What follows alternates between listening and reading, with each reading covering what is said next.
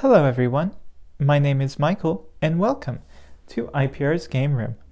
Today we'll be talking about The Yellow King, a gumshoe game about madness, parallels, horror, and Carcosa.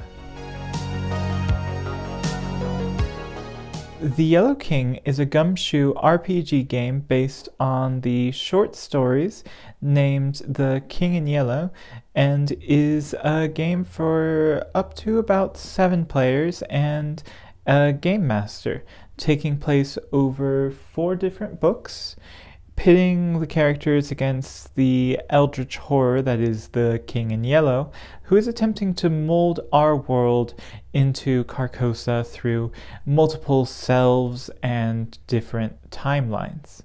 The game was written and designed by Robert D. Laws, a master of the gumshoe system, and published by Pelgrane Press.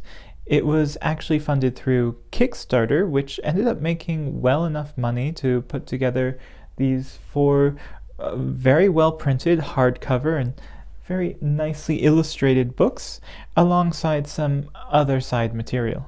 The game can either be played as pure horror or as an occult adventure, sort of an investigative playstyle, with the horror route being, well, as the name suggests, and the occult adventure route still relatively difficult. And while starting from book 1 and delving deep into each book is generally recommended due to characters transferring from one book to the next, it is open enough to allow players to simply play whichever book that they desire, depending on what sort of setting they prefer. There are pre-established kits, and each book takes place in a specific location.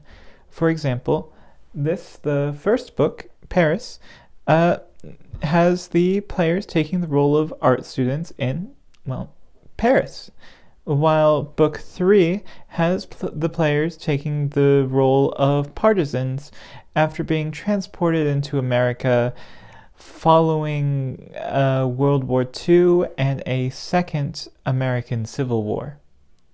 It's very structured and a literary game featuring linked character creation across multiple settings of mind-bending and eldritch horror. It should, however, be noted that each of these settings is only an approximation due to the mind-bending and reality-altering nature of the Yellow King himself. So, while the first book here might take place in Paris, it might not be the Paris that you know. Things may change and reality might alter, so it does give some and a fair amount of leeway as to what the setting is like, and there's no real pressure for specific accuracy of making each location as it really is. Paris, World War II, or just broad America have all been transfigurated and soaked in the absinthe as horrors within begin to rise to the surface. As the game starts off with character creation, each player will choose a kit, and each player will select a different kit and proceed into character creation based on those kits, finding out what it is that drives them, their interpersonal relationships, such as who they rely on or who they wish to protect, and then the players investigate the mysteries within the setting laid out by the game master, with options for story-driven combat or different challenges depending on how the players approach each problem. There is, of course, player death, which is to be expected for such a horror-based setting, and as they journey through, there are many a hazard that they can run into as they move from episode to episode or book to book, unraveling more and more of the narrative and story as they investigate the mystery that is the Yellow King.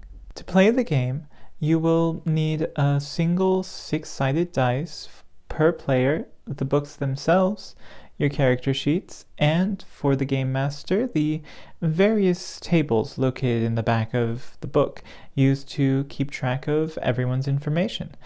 as well as a strong investigative mind and a solid spirit.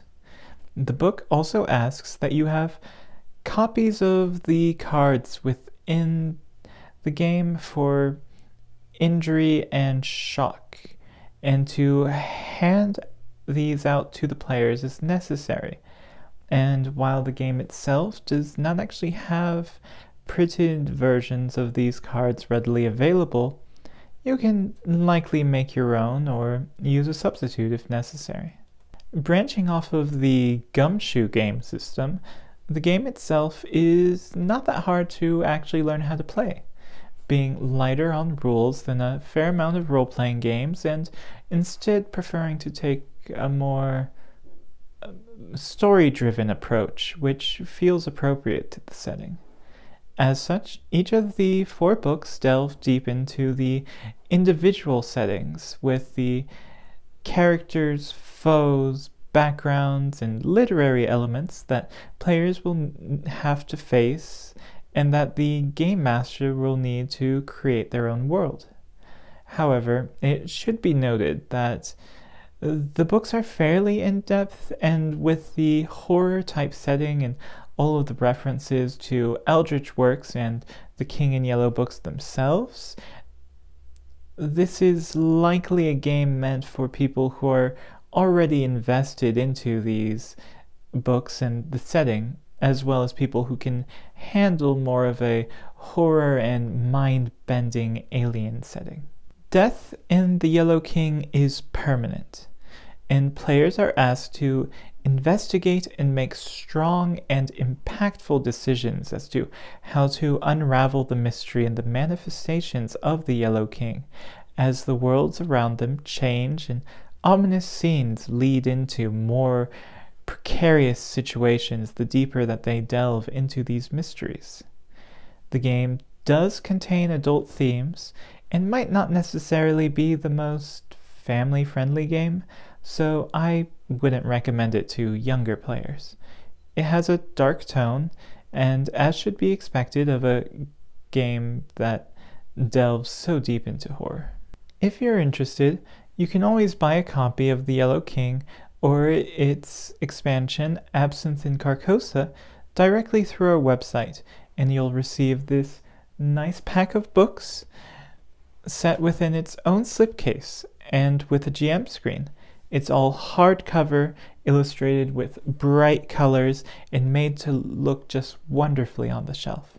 Thank you for watching, and please make sure to subscribe to our YouTube channel and check out our various social media through the links below.